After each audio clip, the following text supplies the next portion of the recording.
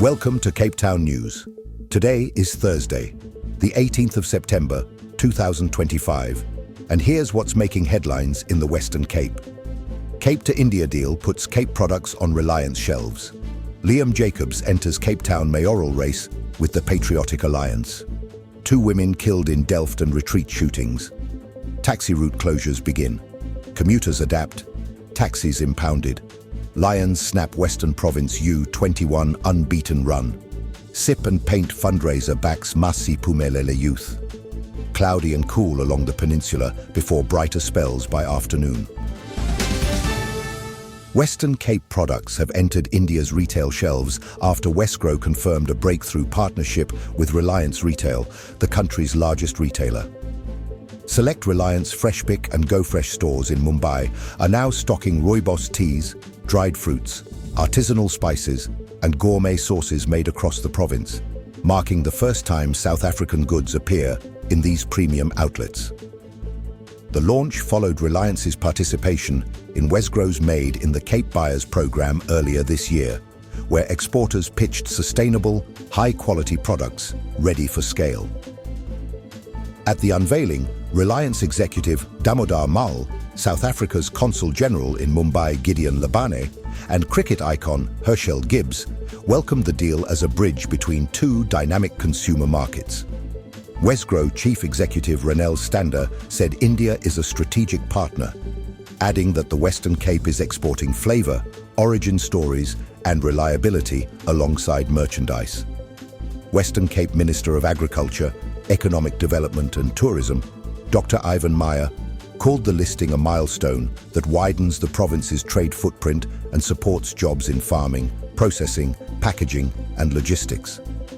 MACO member for Economic Growth, Alderman James Foss, said Cape firms can compete globally when supply chains, branding, and market access align.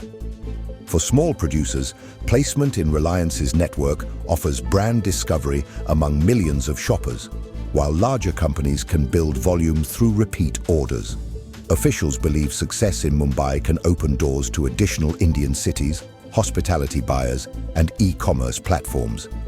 The collaboration signals confidence in the region's standards and gives Cape Townians a reason to take pride in products that travel well, taste distinctive, and tell a story the world wants to hear. The Patriotic Alliance has confirmed Liam Jacobs as its Cape Town mayoral candidate for the 2026 local elections, capping a whirlwind year for the 24-year-old politician. Jacobs left the Democratic Alliance, explored a run in Tishwane, served briefly as a Johannesburg councillor, and was floated for the transport portfolio after Kenny Kuneni was suspended, before Mayor Dada Marrero questioned his experience. Party leader Gayton McKenzie unveiled the decision with a pointed message, saying the party is playing chess, not checkers. Announcing his candidacy, Jacobs said he will push for a city that works for the many and not a select few, and pledged to address youth unemployment, transport reliability, and safety in township business districts. Analysts say his youth could energize new voters, yet remains a vulnerability against experienced rivals expected from the DA and other parties. Supporters argue his social media savvy and Patriotic Youth Alliance role offer reach among first-time voters, while critics highlight frequent pivots between cities as evidence of opportunism. In the coming months, Jacobs plans to unveil a ward-by-ward listening tour, recruit technocratic advisors, and publish a costed plan on housing, crime prevention, and basic services. The race for the mayoral chain is already intensifying as parties jostle for coalitions ahead of 2026. For Cape Townians, the announcement sets up a contest between continuity and disruption and ensures the city's governance debate will play out long before ballots are printed. McKenzie said the nomination followed ward polling and interviews. Surveys suggest service delivery, rail recovery, policing coordination, and housing affordability will shape key campaign arguments. Gun violence has rattled 2 Cape Town communities after separate attacks in Delft and Retreat left 2 women dead and a 3rd injured within a day. In the first case, a 19-year-old woman was gunned down near the Delft South Library on Delft Main Road just before 7 o'clock on Tuesday. Police say she and her boyfriend were leaving a property when two men approached from the opposite side and opened fire. She was rushed to hospital by private transport but declared dead on arrival. Police spokesperson Captain F.C. Van Wake said detectives are probing the motive and tracking suspects using witness statements and available footage. Hours later, Steenberg police responded to a shooting in Oral Avenue, Retreat, where a 35-year-old woman was killed and a 39-year-old woman wounded. The survivor was treated at a medical facility. SAPS appealed to residents to come forward with tips via Crime Stop at 086 001011 or anonymously on the MySAPS app. Safety activists say young women bear the brunt of neighborhood crossfire and targeted intimidation, and called for improved coordination between SAPS, city enforcement, and social services. As families mourn, detectives are compiling evidence, canvassing nearby homes, and seeking the shooters. Anyone with information is urged to speak up so arrests can be effected and the cycle of retaliation curtailed. Police suspect gang involvement in both. The Western Cape government's 30-day closure of 10 taxi routes across Masiphumelele, Khayelitsha, Nyanga, and Somerset West began with enforcement and limited disruption. By midday, officials reported 7 taxis impounded, 6 for violating a Western Cape High Court order, and 1 for reckless driving. The action follows 6 deaths linked to clashes between Kata and Kodeta. Mobility MEC Isaac Siliku said the aim is to force negotiations while protecting commuters. 2 nurses leaving a night shift in Somerset West described detours via Belleville after finding no direct services to Khayelitsha. At Somerset West Methodist School, acting principal Dinah Myers thanked parents for arranging alternatives, saying attendance stayed strong despite closures. MACO member J.P. Smith said 260 enforcement staff, drones, and CCTV monitored the corridors, while Golden Arrow deployed escorts and stationed representatives at the Joint Operations Center in Goodwood. Kodeta has filed an urgent interdict. Siliku said government will oppose it and may extend closures if talks stall.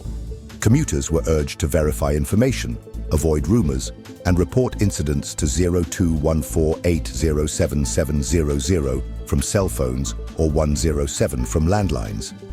Authorities will reassess impacts citywide after 5 days during morning and evening peak periods.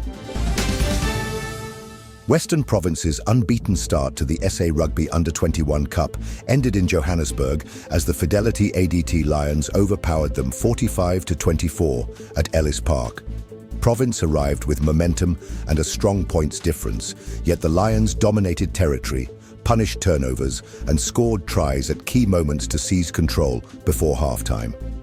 A brief WP surge reduced the deficit, but indiscipline and missed tackles reopened the gap as the Lions forwards hammered the gain line and their backs finished clinically. Coaches admitted defensive spacing and exit errors proved costly, while analysts said the defeat should sharpen focus before the final rounds. The loss tightens the standings and places extra emphasis on bonus points, because 3 teams remain within striking distance of a home semi-final.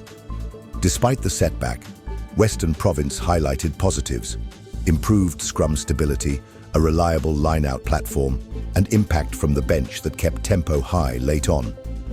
Cape Townian supporters hope the group responds quickly, with selection tweaks and clarity around strike plays in the red zone. Province face a short turnaround, with training prioritizing tackle accuracy, contestable kicking, ball security, and discipline under pressure. With 2 rounds left, the pathway to the playoffs remains open for WP if composure returns and conversion rates improve. The Lions, meanwhile, underlined the depth of their junior program and reminded rivals that Ellis Park remains an unforgiving stage for visitors. Celebrate Heritage Month with the Bartosz Foundation's Sip and Paint in Tokai on Sunday, the 28th of September, where creativity meets community upliftment. The fundraiser supports children from the Masiphumelele informal settlement through the Foundation's weekly soccer and education program. Every Sunday, more than 50 youngsters receive tutoring, mentorship, stationery, training, and a healthy meal, with monthly outings focused on environmental awareness. At the event, guests will paint their own summer beach bags and bucket hats using guided floral templates, or bring a personalized idea for one-on-one help. The afternoon is designed for families, with children welcome and no prior art experience required. A selection of local wines will be served to set a relaxed social atmosphere, while facilitators keep the session fun and accessible.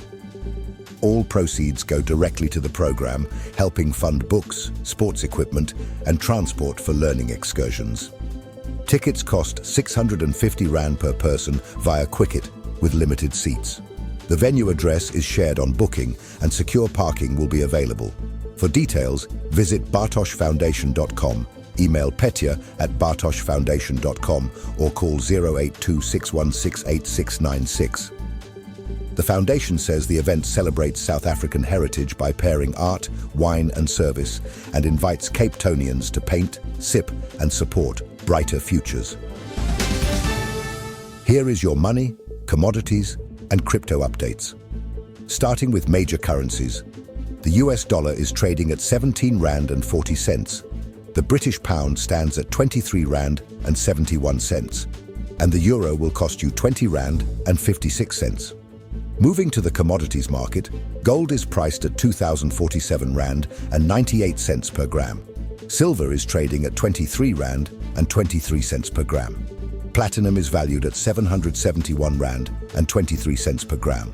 And Brent crude oil is trading at $67.34 per barrel.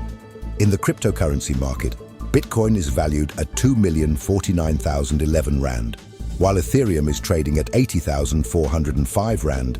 Ripple XRP is priced at 54 Rand and 6 cents. And finally, Solana is trading at 4,297 Rand. Keep in mind that these numbers are based on the latest data, but may still change as markets fluctuate in the course of the day. Tomorrow, Friday the 19th of September, starts cloudy and cool along the peninsula before brighter spells by afternoon. Cape Town ranges from 12 to 18 degrees, Paarl reaches 11 to 20, and Stellenbosch sits between 10 and 19. A fresh south-southwesterly wind strengthens after midday at 20 to 30 kilometers per hour, gusty on coasts, easing evening. At sea, southwest swells of 2 to 3 meters keep conditions lumpy for small craft, with periods near 12 to 13 seconds and onshore chop. Tides for Cape Town run high at 1:56 a.m., low at 8:03 a.m., returning high at 2:12 p.m. and low at 8:30 p.m. Sunrise is 6:39, with sunset at 6:40. The UV index peaks at a moderate 5, so pack a hat and sunscreen if you are outdoors. With that, we conclude today's bulletin, and now you know what's happening in the mother city.